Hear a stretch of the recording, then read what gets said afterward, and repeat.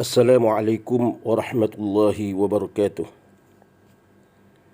Alhamdulillahi rabbil alamin wal aqibatu lil muttaqin wala udwana illa 'alal zalimin. Wassalatu wassalamu ala asyrafil anbiya'i wal mursalin wa ala alihi wa sahbihi wa man ihtada bihadiyatihi wastanna bisunnatihi ila yaumiddin. سبحانك لا علم لنا إلا ما علمتنا إنك أنت العليم الحكيم ولا حول ولا قوة إلا بالله العلي العظيم. اللهم صل على سيدنا محمد وعلى آل سيدنا محمد كما صليت على سيدنا إبراهيم وعلى آل سيدنا إبراهيم. قال الله تعالى: أعوذ بالله من الشيطان الرجيم ولا تركنوا إلى الذين ظلموا فتمسكم النار وما لكم من دون الله من أولياء ثم لا تنصرون. صدق الله العظيم. Yang saya hormati lagi dikasihi sekalian ahli keluarga saya, yang saya hormati lagi dikasihi lagi diingati ibunda,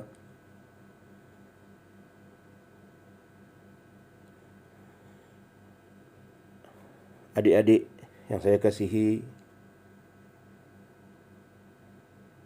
saudara mara yang jauh dan dekat, sahabat handai jauh dan dekat,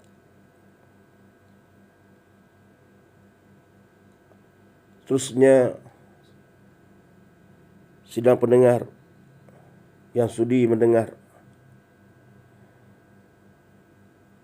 mau'izah yang cuba saya sampaikan sekadar kemampuan yang ada kepada saya dengan kefakiran ilmu yang Allah berikan sedikit ilmu kepada saya cuba sampaikan sebagai menyahut seruan Nabi sallallahu alaihi wasallam yang berulang kali saya sebut, iaitu balighu anni walau ayah. Sampaikanlah daripadaku walaupun hanya satu ayat. Ini menjadi kewajipan dari semua manusia. Sampaikanlah, dakwahkanlah, sampaikanlah benda yang baik itu walaupun hanya satu ayat. Mustahil, tidak boleh tanpa mengira latar belakang untuk menyampaikan kebaikan yang Nabi cakap. Hanya satu yang kita tak, satu ayat saja, satu hadis saja, satu peringatan saja, satu yang Nabi ajar benda yang baik, kita ajar pula pada orang lain, cuma satu saja daripada beribu-ribu hadis. Mustahil, tidak boleh. Bukan kita maknanya baca hadis, tak. Kita ambil mafhum, faham hadis tu, kita bagi tahu, kata Nabi kata begini tak boleh, Nabi kata benda ni tak boleh, cukup itu. Nabi suruh kita buat macam ni, cukup itu. Itu dah kita menyampaikan, sudah menyampaikan yang Nabi beritahu itu. Balighu anni, sampaikanlah daripadaku walaupun satu ayat. Kita sebut Nabi kata macam ni tak boleh, cukup. Takkanlah satu pun tak boleh. Mustahil. Bagi saya mustahil. Jika satu yang Nabi cakap, satu pun tak boleh kita sampaikan kepada manusia.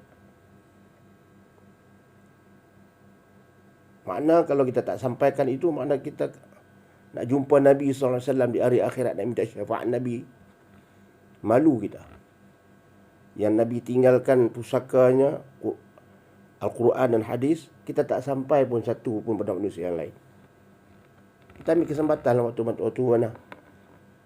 Sekurang-kurangnya dalam kita bercakap, dan bagi orang yang ada jawatan, sekurang-kurangnya sebelum dia memulakan sesuatu, dia ambil satu hadis, dia bercakap makna, tak bercakap makna bahasa Arab atau Melayu pun cukup. Nabi kata begini-begini, satu cukup. Dan setiap kali mesyuarat, atau setiap kali taklimat, atau setiap kali bersembang, kita sebut dulu Nabi kata begini, cukup. Itu sembang, nak benda yang lain. Itu telah kita menyampaikan seruan Nabi SAW. Ini termasuk dah yang Nabi kata balighu anni walau ayah. Mudah-mudahan kita insya-Allah dengan semangat hijrah ini masih ada ni, masih lagi dalam bulan Muharram dan hari ini 10 Muharram. Kita puasa yang terbaik selepas Ramadan adalah puasa 10 Muharram. Maka alangkah baiknya kita bagi orang yang berpuasa, dan kita juga mengambil semangat hijrah ini untuk nak meningkatkan amalan kita untuk diri kita.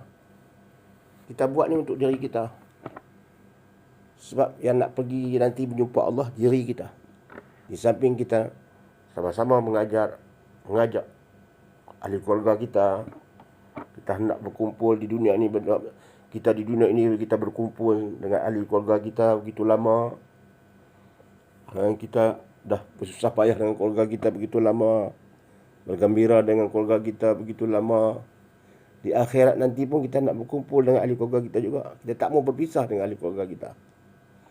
Kita nak duduk bersama ahli keluarga kita di akhirat. Macam mana kita duduk di dunia ini. Kita minta, ya Allah, yang Tuhanku, lindungilah kami, ya Allah, daripada azab api neraka-Mu, ya Allah, dan kumpulkanlah kami di hari akhirat, ya Allah, satu keluarga kami, ya Allah. Kami duduk bersama-sama seperti mana di dunia ini. Itu kita mohon kepada Allah Subhanahu Wa Taala. Allah ni Maha mendengar setiap doa hamba-Nya. Kita tidak mahu kita duduk di lain, isteri duduk di lain, anak duduk di lain di akhirat nanti. Masing-masing tempat tak tahu di mana. Bukan maknanya kita ni, yang saya menyebut ni bahawa contohnya saya kata duduk di syurga, isteri duduk di syurga, anak duduk di neraka. Bukan. Duduk di lain-lain tu masa faham-faham lah. Kita tak mau anak kita duduk di sini. Mungkin anak kita duduk tempat baik, kita duduk tempat tak baik. Mungkin kita duduk tempat baik, anak duduk tempat tak baik. Macam tu. Berpisah-pisah. Tak mau. Kita minta lindung kepada Allah. Kita hendak duduk macam mana duduk setempat dalam syurga Allah SWT. Duduk macam rumah kita keluarga. Duduk satu keluarga macam di dunia ini. Ini yang kita minta. Doa kepada Allah. Macam mana kita hidup di dunia ini satu keluarga. Berkumpul. Di situ jugalah kita hendak berkumpul satu keluarga. Termasuk anak menantu kita. Sebelum Allah dah bagi Allah Subhanahu Wa Taala masih lagi beri kita nafas pada pagi ini. Terlebih dahulu kita bersyukur kepada Allah. Terutamanya terlebih dahulu kita bersyukur kepada Allah Subhanahu Wa Taala pada pagi ini Allah hidupkan kita. Allah masih bagi ruang untuk kita. Allah masih bagi ruang untuk kita berfikir sambil kita bekerja tugas kita harian. Masih lagi Allah Subhanahu Wa Taala beri kita ruang untuk kita mengubah diri kita. Mengubah diri kita. Kita boleh mengubah rumah. Ubah sesuai rumah. Kita boleh modify kereta kita. Kita boleh buat perubahan dalam benda-benda banyak perkara. Tapi dalam diri kita, tubuh diri kita pun perlu juga kita buat perubahan. Dengan benda-benda yang jangan saja benda-benda alat itu macam kita kata ni, macam kereta, macam rumah, itu dipanggil alat-alat untuk kemudahan, kita boleh ubah sesuai. Tapi untuk diri kita, kita tidak ubah sesuai. Ubah sesuai macam mana? Bukan ubah sesuai segi kejadian kita. Ubah sesuai dari segi muka kita, bukan. Kita ubah sesuai dari tingkah laku kita. Tingkah laku, akhlak, dalaman kita. Begitu maksud saya. Baik, pada pagi ini saya mengambil kitab Mustika Hadis. Kitab Mustika Hadis. Yang berkaitan dengan Allahumma salli ala sayyidina Muhammad. Berkaitan dengan kematian. Selepas kita mati. Kematian ni maknanya selepas kita mati. Bukan saat kita dah. Sebelum ni saya banyak bercakap tentang sebelum mati. Saat kita nazak, saat kita sakit, saat malaikat maut datang. Hari ini saya cuba dengan sekadar yang mampu selepas kematian kita. Apa yang akan berlaku pada diri kita? Kita bersatu, kita mati dah. Tapi Rasulullah SAW telah menerangkan dalam hadis apa yang akan berlaku pada kita. Ini dikatakan Rasul, utusan Allah. Dia telah memberitahu kepada kita apa yang akan berlaku kepada kita. Di dunia ini pun dia beritahu apa akan berlaku, alamat-alamat dan sebagainya. Dia mengajar kita tentang cara ibadat. Dia mengajar kita tentang arahan Allah, suruhan Allah. Apa yang disuruh oleh Allah, apa yang ditegah oleh Allah. Itu Rasul telah beritahu. Dan bukan saja di dunia ini dia beritahu tentang ibadat dan sebagainya. Di dalam alam barzakh pun dia bagi tahu kita masa hidup dia apa akan terjadi kepada kita. Dan selepas dalam alam barzakh, selepas kita mati nanti semua ni di hari kiamat pun dia bagi tahu kita. Sebelum Rasulullah SAW diwafatkan oleh Allah, Rasul bagi tahu kita semua perkara. Lengkap sebagai kehidupan sebagai manusia, sebagai hamba Allah. Lengkap dah. Rasul bagi tahu. Sebab itulah bila ada lengkap Rasul bagi tahu, maka Allah wafatkan Rasulullah sallallahu alaihi wasallam. Allah wafatkan Rasulullah sallallahu alaihi wasallam. Sebab tugas Nabi adalah Rasul untuk menyampaikan. Sebab itu bila Nabi sallallahu alaihi wasallam ketika dia membaca ayat Allahumma salli ala sayyidina Muhammad wa ala sayyidina Muhammad. Al-yawma akmaltu lakum dinakum wa atmamtu alaikum ni'mati wa raditu lakumul Islam madina. Dalam satu ucapan dia membaca ayat firman Allah, Al-yawma akmaltu lakum dinakum wa atmamtu alaikum ni'mati wa raditu lakumul Islam madina. Sayyidina Abu Bakar, Sayyidina Umar menangis. Sayyidina Umar menangis. Padahal ayat itu biasa saja. Macam ayat-ayat yang Nabi yang lain sebut. Macam ayat-ayat Quran yang Nabi baca sebelum ini. Tapi bila Nabi baca ayat Al-yawma akmaltu lakum dinakum wa atmamtu alaikum ni'mati wa raditu lakumul Islam madina, menangis Sayyidina Abu Bakar. Padahal ayat tu ayat Quran. Sudah beribu ayat yang Nabi baca. Tapi sampai tak ayat ni Abu Bakar nangis. Apa makna dia? Al-yawma akmaltu lakum dinakum. Pada hari ini telah sempurna agamaku. Al-yawma akmaltu lakum dinakum. Hari ini telah sempurna agama untuk kamu. Wa atmamtu alaikum, dan telah sempurna untuk agama ini untuk kamu. Wa al-yawma akmaltu lakum dinakum wa atmamtu alaikum ni'mati, dan telah aku sempurna nikmat yang Allah berikan kepada kamu. Wa raditu lakumul Islam madina, dan aku redha dan raditu lakumul Islam madina, dan aku redha Islam ini menjadi agama kamu. Ayat ini hari ini telah sempurna agama yang aku sampaikan ya Allah pada kamu, dan telah sempurna nikmat yakni Islam pada kamu, dan aku redha Islam ini menjadi agama kamu. Nabi baca ayat itu. Bila baca ayat itu, Sayyidina Umar menangis. Lalu sahabat-sahabat lain bertanya, kenapa kamu menangis? Wahai sahabat aku, Abu Bakar, kenapa kau terisak-isak menangis ketika Nabi membaca ayat itu? Dia kata, Nabi akan tinggal kita tak lama dah. Nabi akan pergi selama-lamanya, akan tinggal kita buat selama-lamanya, tak lama dah. Dengan dia baca ayat itu. Ini orang yang jiwa dia dapat merasai. Orang yang berkawan dengan bersahabat dengan Nabi begitu lama dari kecil. Dan orang ini pun ahli ibadat yang kuat, ibadat yang rapat dengan Nabi SAW. Dia dengan Nabi Muhammad ini rapat. Bahkan Nabi Muhammad SAW itu telah menjadi menantu dia lagi. Rapat tak rapat, dia bagi anak dia untuk jadi menantu dia.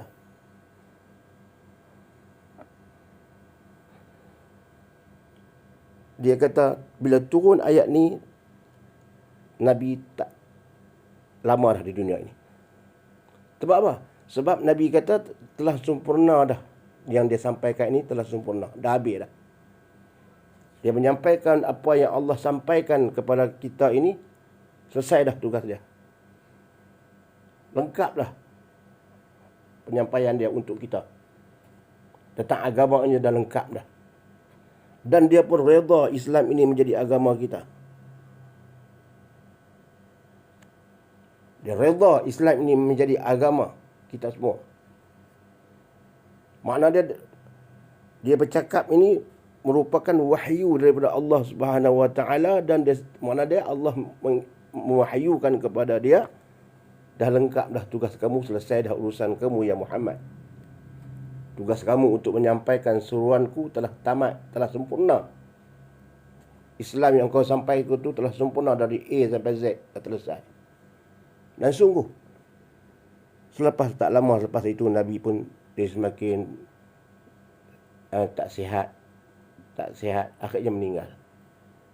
Betul tekaan Umar radhiyallahu anhu, tekaan sangkaan. Itu orang yang rapat. Mana Nabi tinggal kepada kita lengkap dah. Sampai kepada dalam kubur pun dia dah cerita dah. Sampai lepas kita mati, orang nak buat apa pada kita pun dia dah cerita dah. Tak masuk dalam kubur lagi. Duduk atas dunia ni. Selepas kita mati, semasa kita nak, lepas kita habis umur, apa orang nak buat dekat kita. Sebelum nak pergi ke masuk ke liang lahat. Itu pun Nabi dah cerita. Mana ada agama lain yang cerita macam tu? Carilah agama-agama lain yang cerita sampai detail macam tu. Selepas kematian ada ini. Selepas masuk dalam kubur ini akan berlaku. Selepas kebangkitan ini akan berlaku. Pergilah cari, tidak akan jumpa. Melainkan Islam. Melainkan agama Islam. Inilah dikatakan agama yang benar. Agama yang satu-satunya agama yang Allah redai di atas muka bumi ini. Wa man yabtaghi ghairal islami dinan falan yuqbala min wa huwa fil akhirati minal khasirin. Disebut dalam Quran, barang siapa yang mencari lain daripada agama Islam, Allah tak redha. Dan di akhirat nanti dia termasuk di kalangan orang yang rugi. Allah tolak orang yang mencari lain daripada agama Islam di dunia ini. Ini Allah sebut dalam Quran. Inna ad-dina 'indallahi al-Islam. Sesungguhnya agama yang diterima di sisi Allah adalah Islam. Kalau siapa yang mencari lain daripada Islam, Allah tak terima. Falan yuqbala min. Sekali-sekali Allah tak terima. Kita bersyukur kepada Allah Subhanahu Wa Taala. Allah beri kita Islam. Kita bersyukur kepada Allah Subhanahu Wa Taala, ayah kita keluar dari keluarga Islam. Mak kita, tok kita, tok nek kita semua Islam. Dan kita berdoa kepada Allah Subhanahu Wa Taala agar orang-orang yang bukan Islam akan terima hidayah Islam. Allah bukakan hati mereka itu masuk Islam. Masuk agama yang benar. Ini. Dan ramai orang-orang yang bukan Islam hari ini dah masuk Islam. Kalau kita lihat data-data yang ada dalam pejabat agama Allah, ramai. Ribuan orang masuk Islam. Kalau kita lihat data-data yang ada. Sebab apa? Kesedaran yang ada pada mereka. Kebenaran. Sebab mereka mencari kebenaran. Orang yang mencari kebenaran, orang-orang yang bukan Islam, bila dia mencari kebenaran ataupun dia nak mencari Tuhan yang benar dengan jalan yang benar, akhirnya dia akan bertemu dengan Islam. Kecuali orang yang tidak mahu mencari kebenaran. Dia hendak berpoya-poya hendak duduk seronok-seronok, dia tak akan cari. Dia tak mau meninggalkan benda-benda yang dia suka, minum arak, main judi itu. Sebab dia kata, kalau masuk Islam aku tak boleh minum arak. Kalau aku masuk Islam tak boleh main judi. Itu orang yang tak mau mencari kebenaran. Orang yang nak mencari kebenaran ini orang yang rasa aku ini betul atau tidak apa yang aku buat ini. Bagaimanakah keadaan aku nanti selepas kematian? Dia fikir ke arah itu. Dia fikir ke arah ke depan. Dia fikir ke arah dengan akal dia yang waras. Dia akan fikir, ke mana selepas ni? Mati kalau aku mati begitu saja? Ditanam begitu saja? Tanpa ada apa-apa pembalasan? Adakah Allah jadikan di dunia ni aku ni begitu saja untuk cari makan saja? Bila dia fikir ke arah itu, dia cari bahan bacaan, akan dia bertemu Islam. Kita berdoa kepada Allah Ta'ala, sebab itu kita dakwah. Kita dakwah, kita beritahu melalui apa-apa cara, media massa ataupun cara macam WhatsApp ataupun dalam TV. Dakwah pada rakan-rakan yang bukan Islam kalau mampu. Dan kita mampu kalau melalui cara umum, kita mampu. Melalui kuliah kita mampu. Kalau nak berhadapan pun, kalau kawan baik-baik, kita mampu bercerita keadaan agama. Bukan nak paksa. Islam tak boleh paksa. Tidak boleh memaksa seorang bukan Islam masuk Islam. Tidak. La ikraha fid din. Tidak ada paksaan dalam agama. Dan jika dia masuk dalam Islam kerana paksaan, tidak sah. Tidak sah masuk Islam kerana dipaksa. Mesti dengan rela hati. Dengan ikhlas hati. Ini saya nak balik kepada hadis. Mesti ke hadis. Saya baca dulu ayat Quran. A'udzubillahi minasyaitanirrajim. Bismillahirrahmanirrahim. Kullu nafsin za'iqatul maut. Wa innama tuwaffawna ujurakum yawmal qiyamah. Faman zuhziha 'anil nar wa udkhilal jannah faqad faz. Wa mal hayatud dunya illa mata'ul ghurur. Tiap-tiap yang bernyawa akan merasai mati. Dan bahawa pada hari kiamat sahajalah akan disempurnakan balasan kepada kamu. Ketika itu sesiapa yang dijauhkan dari neraka dan dimasukkan ke dalam syurga, maka sesungguhnya ia telah berjaya. Dan ingatlah, kata Allah, bahawa kehidupan di dunia ini meliputi segala kemewahannya dan pangkat kebesarannya, tidak lain hanyalah kesenangan bagi orang-orang yang terpedaya. Surah Al-Imran ayat 185. Setiap yang nyawa itu akan merasai mati. Allah sebut. Dan pada hari kiamat sajalah akan disempurnakan balasan kepada kita. Apa yang kita buat ni di hari akhirat sajalah Allah akan sempurnakan balasan ini pada kita. Yang kita buat baik selama ini, kadang-kadang orang bila kita buat baik, orang balas benda yang tak baik, tak apa. Kadang-kadang kita buat baik, orang balas baik. Baik, Alhamdulillah. Tapi balasan yang sempurna, yang sebenar-benar sempurna adalah di hari akhirat nanti. Dan barang siapa, dan ketika itu sesiapa yang dijauhkan dari neraka, tak masuk neraka, dan dimasukkan dalam syurga, maka ia seorang yang telah berjaya. Kejayaan yang besar. Dan ingatlah bahawa kehidupan di dunia ini, kata Allah, meliputi segala kemewahan dan pangkat kebesaran. Tidak lain hanyalah kesenangan bagi orang-orang yang terpedaya. Wa mal hayatud dunya illa mata'ul ghurur. Dan bukan kehidupan di dunia ini, kesenangan kehidupan di dunia ini tidak lain hanyalah kesenangan bagi orang yang terpedaya. Maksud ayat ini, jangan silap faham. Boleh kita mencari pangkat kebesaran. Boleh kita mencari kekayaan. Tapi digunakan di tempat yang betul. Bukan makna Allah tak bagi kita cari. Nak pangkat. Boleh bekerja. Dapat pangkat. Terima pangkat tu. Kita gunakan untuk yang baik. Kita guna dengan pangkat tadi untuk kebaikan. Kita rasa bila aku duduk tempat tu aku boleh buat kebaikan. Itu Allah suka. Saya ulang banyak kali. Allah suka. Bukan mana Allah minta kita jadi ni miskin. Allah tak nak kita jadi miskin. Kalau Allah hendakkan kita umat Islam ni semua jadi miskin, tidak adalah zakat dalam rukun Islam. Tidaklah zakat itu menjadi rukun Islam. Kalau orang Islam itu Allah hendakkan jadikan miskin, susah, hidup susah. Macam mana Allah letakkan zakat itu dalam rukun Islam? Sebab nak keluarkan zakat ni mesti dia mempunyai harta.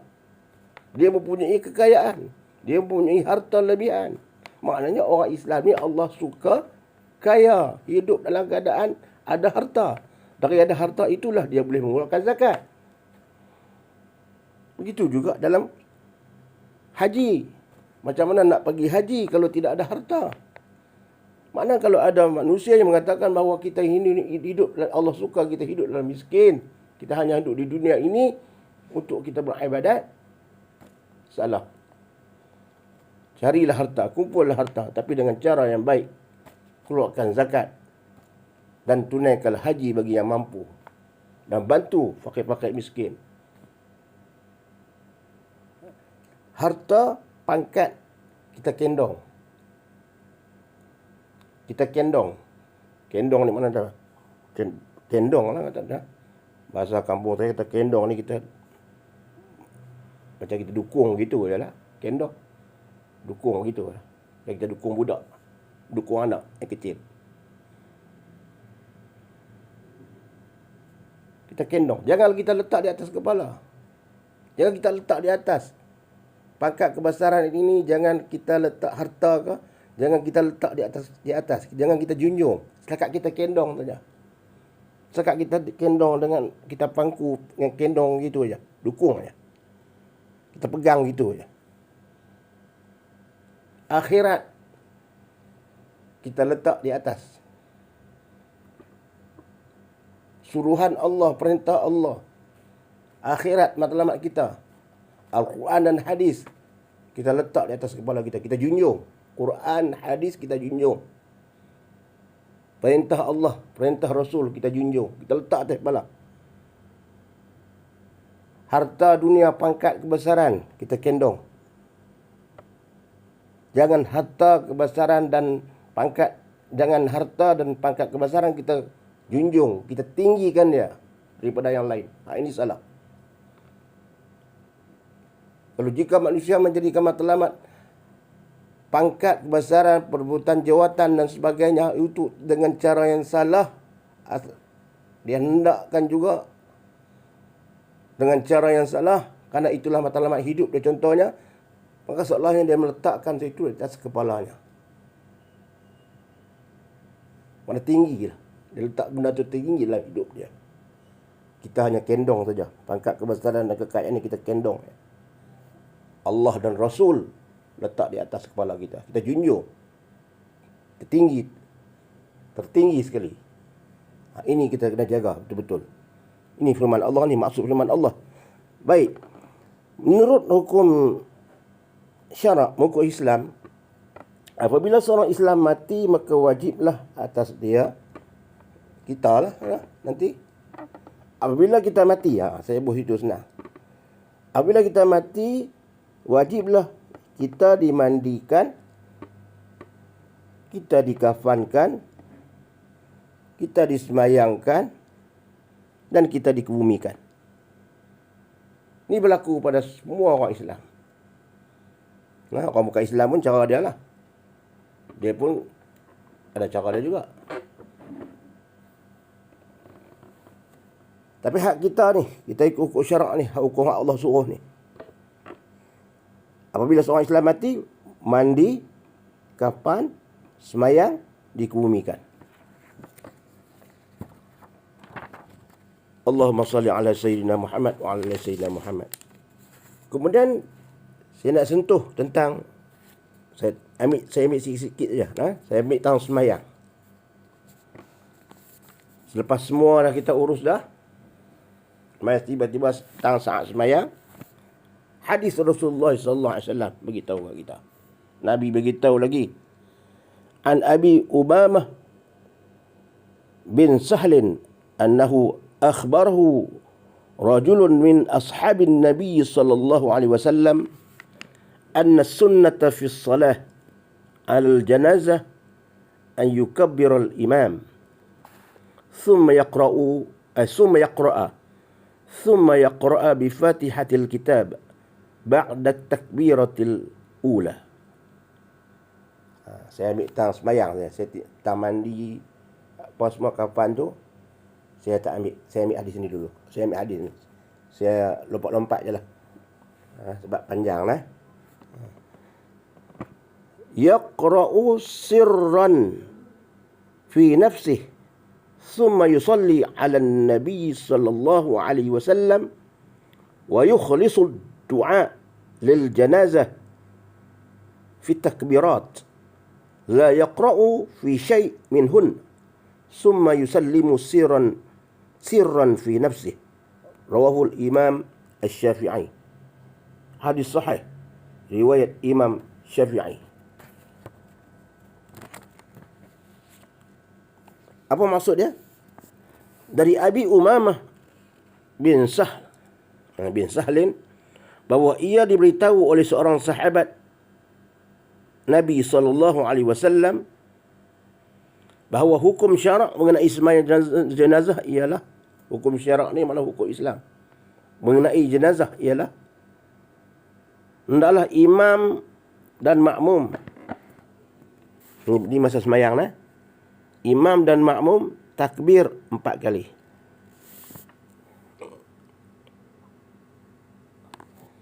Kemudian membaca suratul Fatihah. Thumma yaqra'a bi Fatihatil kitab ba'da takbiratil ula. Dia membaca surah Fatihah, rakaat takbir yang dia tak ada rakaat, dia takbir yang pertama takbiratul ihram. Dia baca Fatihah.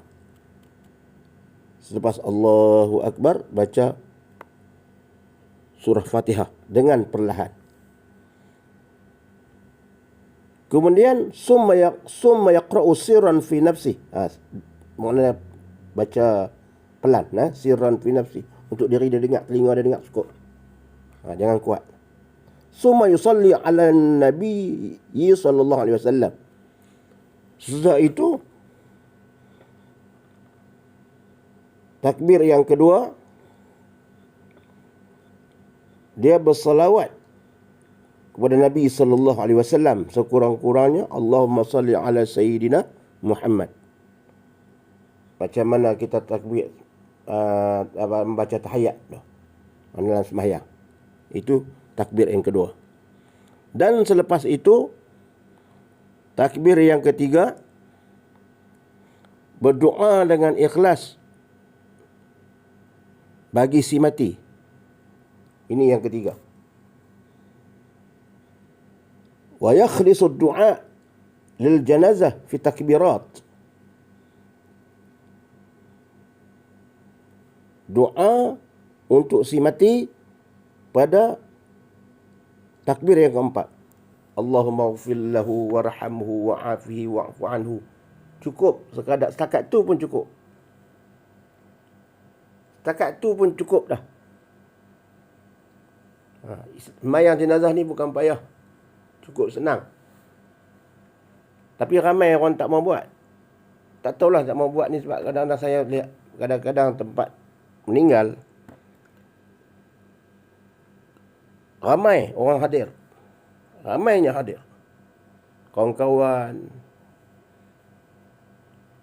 jiran-jiran, orang kampung. Banyaklah. Rakan-rakan setugas. Ramai ziarah. Penuh kawasan rumah.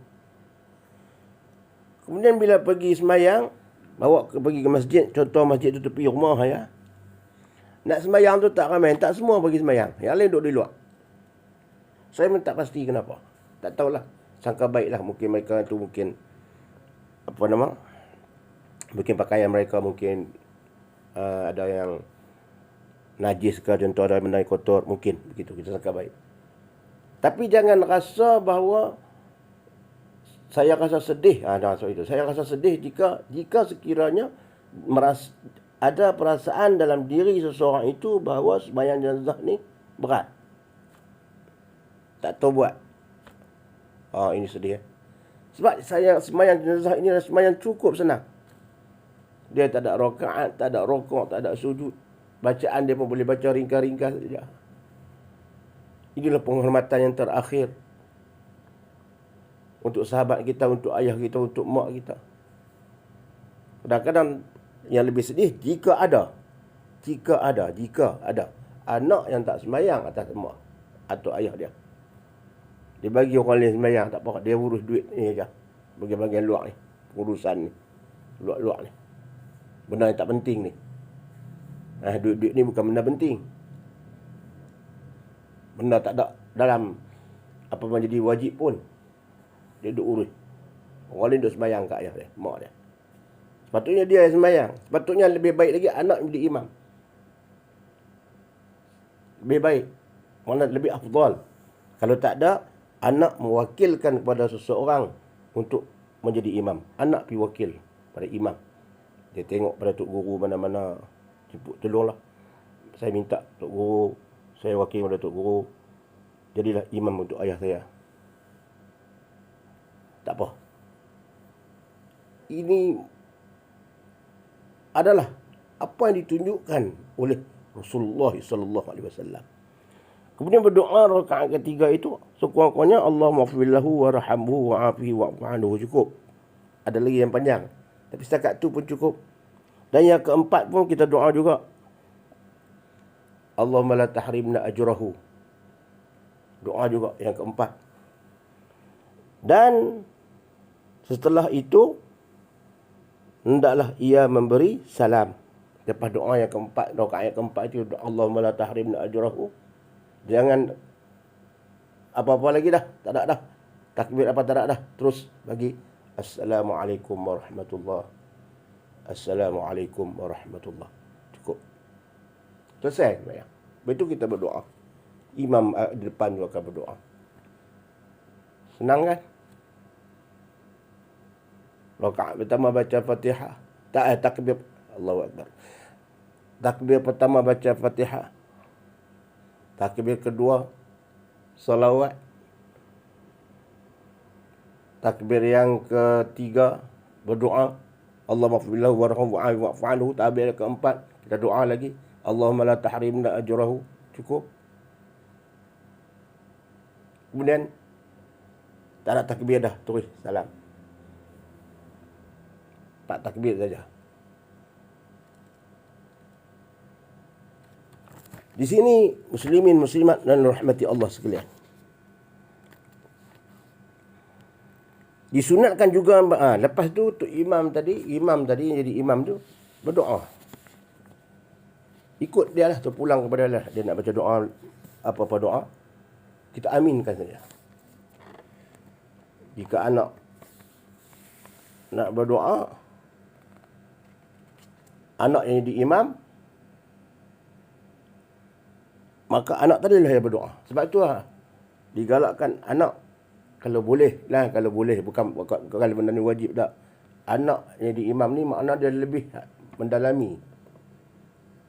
Dia lebih mendalami, menjiwai dalam sembahyang tadi tu, sebab yang depan tu ayah dia. Sebab tu kita kena, kalau boleh ada anak, jika ada anak-anak kita yang kecil-kecil ni, hantar seorang kah, kalau kita tak mau semua, hantar seorang atau 2 orang pergi sekolah agama. Didik mereka dengan ajaran sekolah agama, supaya suatu hari mereka akan menjadi imam untuk ketika mana kita mati.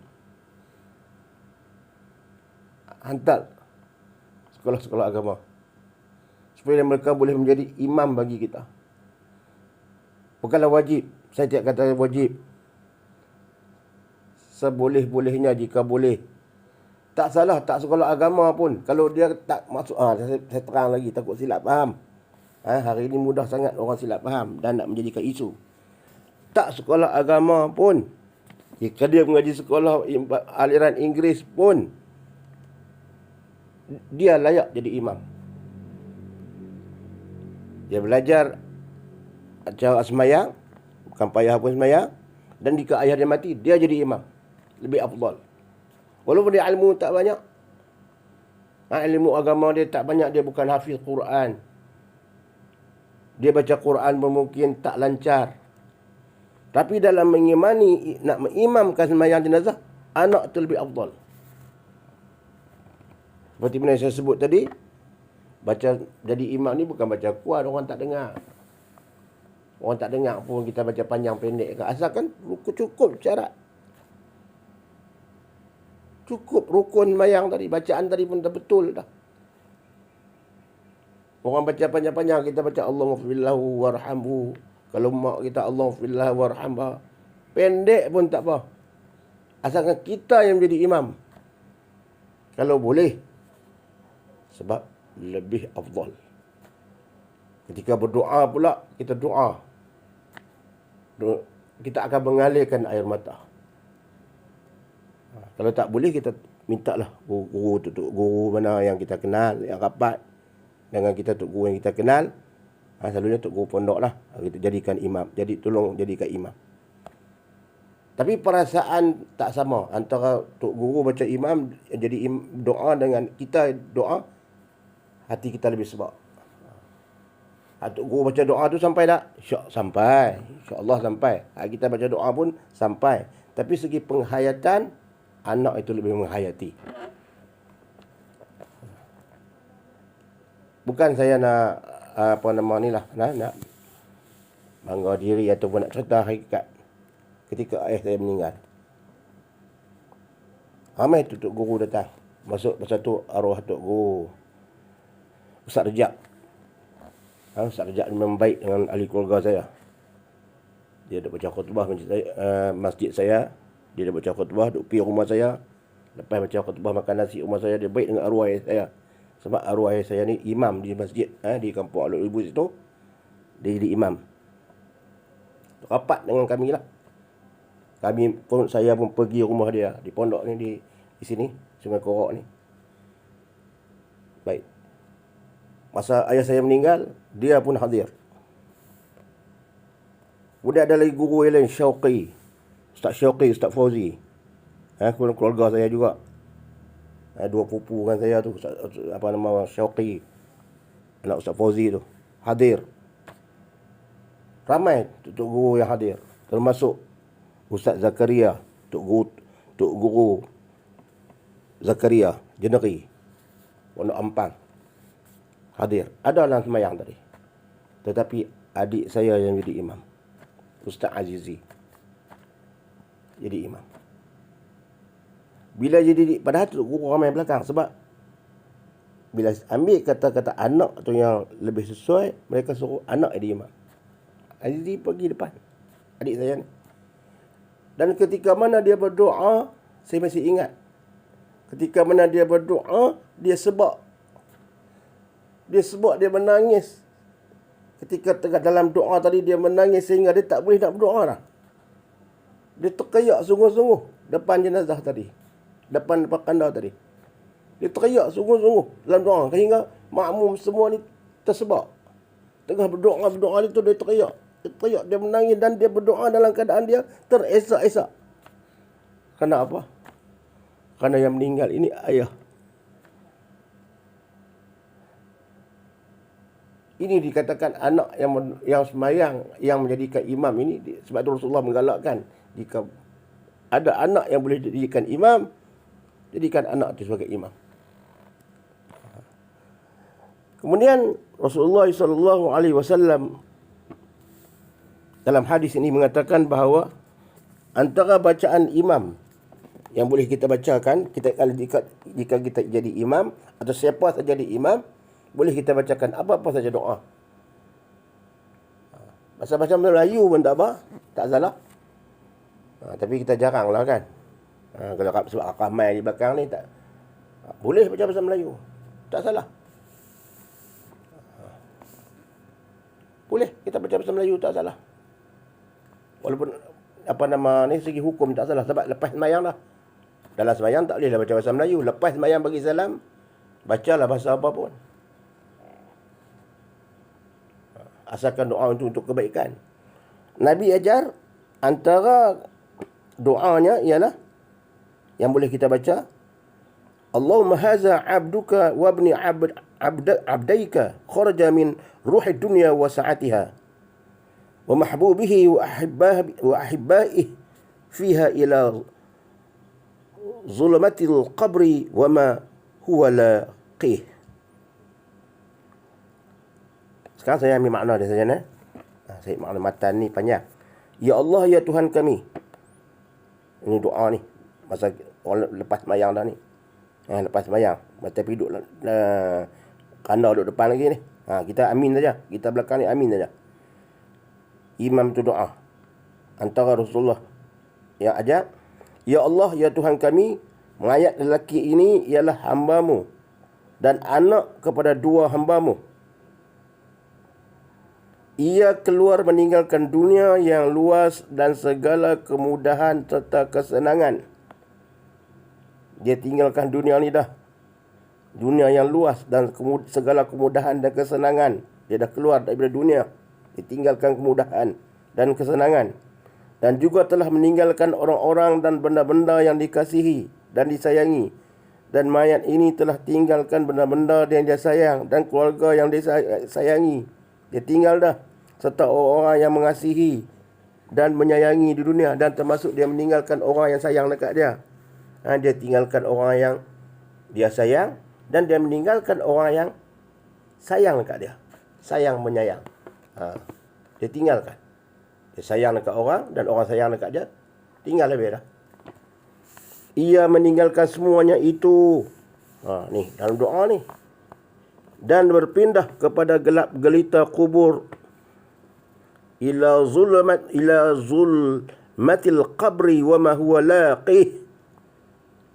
Dan ia meninggalkan semuanya itu dan berpindah kepada alam gelap gelita kubur.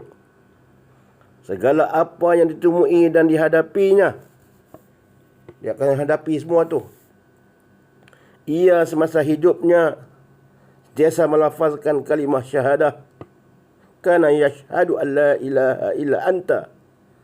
Ia, yakni mayat ini semasa hidupnya sentiasa melafazkan kalimah syahadah dengan meyakini bahawa sesungguhnya tiada Tuhan melainkan Engkau jualah, tiada sekutu bagimu, dan bahawa sesungguhnya Nabi Muhammad ialah hamba-Mu dan pesuruh-Mu, dan sudah tentu Engkau lebih mengetahui hal keadaannya daripada kami. Engkau lebih mengetahui keadaannya daripada kami.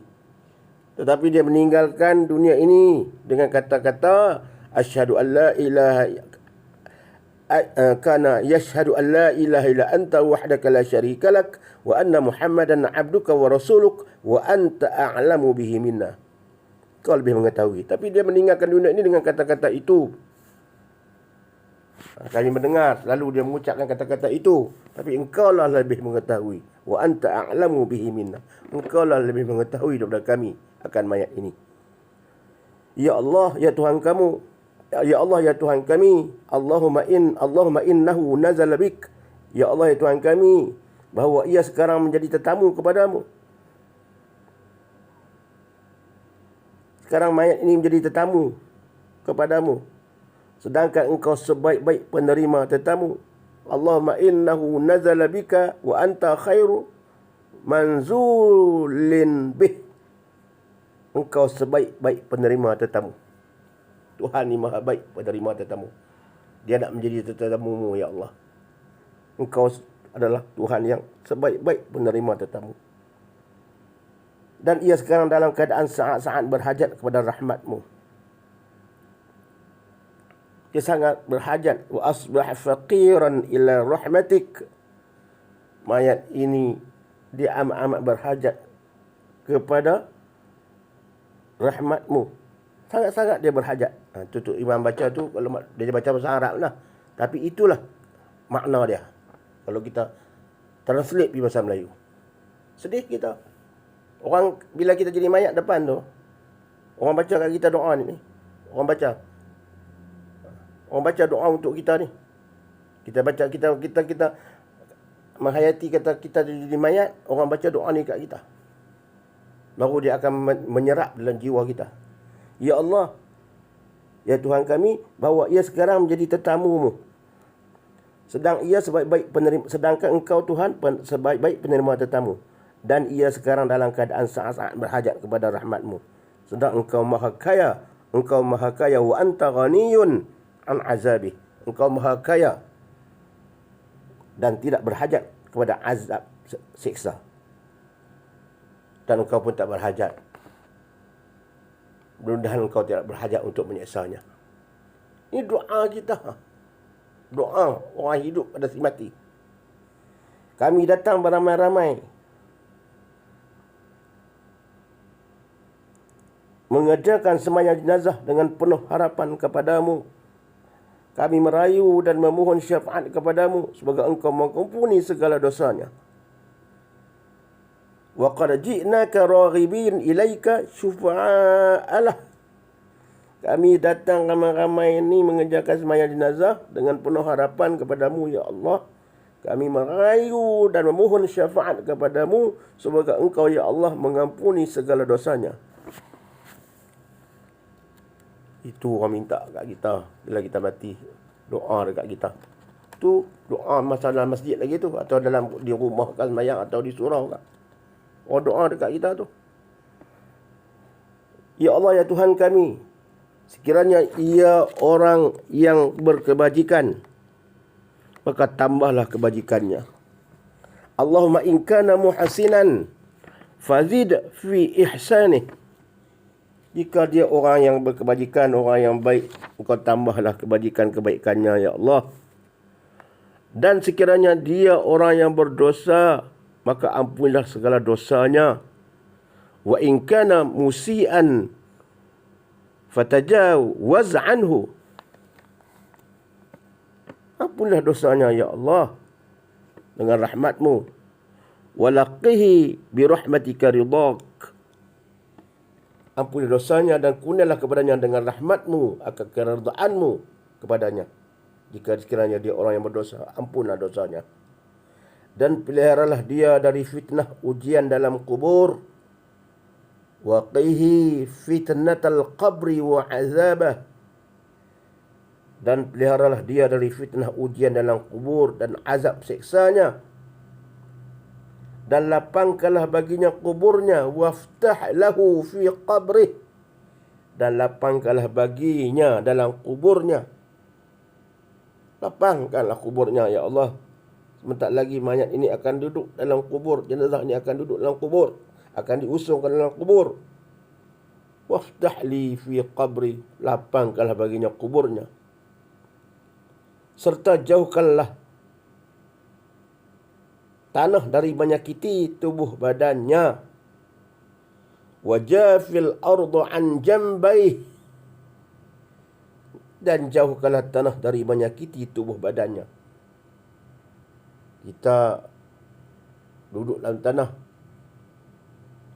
hanya berapa kaki saja. Orang kata celuh untuk badan kita saja. Tak boleh nak duduk dua orang, tak boleh nak duduk. Hanya tubuh kita saja. Sempit. Kita minta lindung kepada Allah. Janganlah tanah tadi menyakitinya, menghimpitnya. Ini doa lah sembahyang ni. Janganlah tanah tadi menghimpitnya.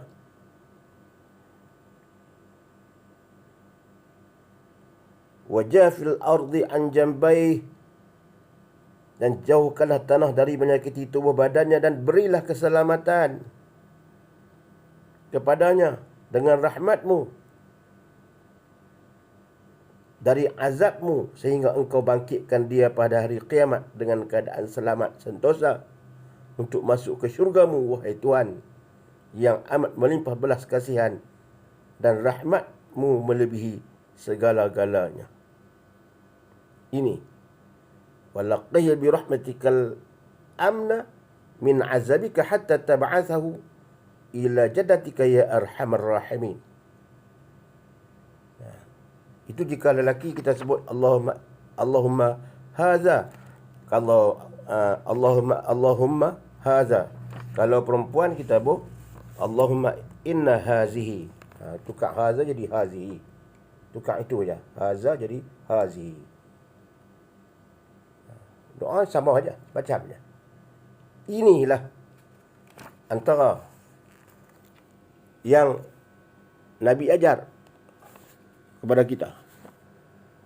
Selepas kematian kita, orang semayang lepas dikafankan apa semua, lepas dimandikan, disemayangkan. Ini waktu semayang. Saya terangkan waktu semayang. Dan insya-Allah, insya-Allah dalam waktu-waktu yang lain, jika dipanjangkan umur, diberi kesihatan,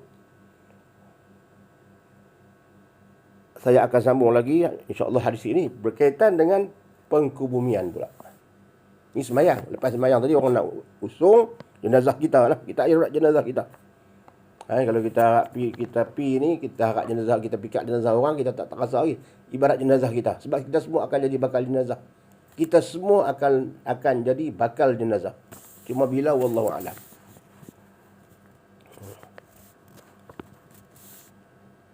Lepas semayang tadi, akan dibawa pergi ke kuburan. Sama ada kuburan tu di kawasan dekat masjid tu ataupun di tempat lain. Mungkin dalam kawasan masjid tak ada kubur. Mungkin tempat kubur tu tempat jauh dari masjid, akan dibawa dengan van jenazah. Dulu zaman saya lah, zaman tuan-tuan pun sama lah. Tuan lebih pengalaman. Saya cakap ni atas apa yang saya lihat, sekadar ilmu yang ada pada saya, dan apa yang saya lihat dan apa yang saya alami. Masa umur 55 ni, 56 ni, banyak juga kita lihat umur yang orang yang 60 lebih lagi lah. Orang yang 40 pun mungkin dapat melihat dah. Dulu mayat diusung. Kalau rumah tu jauh dari masjid, dia lalu beberapa kampung. Orang kampung semua pakat melihat.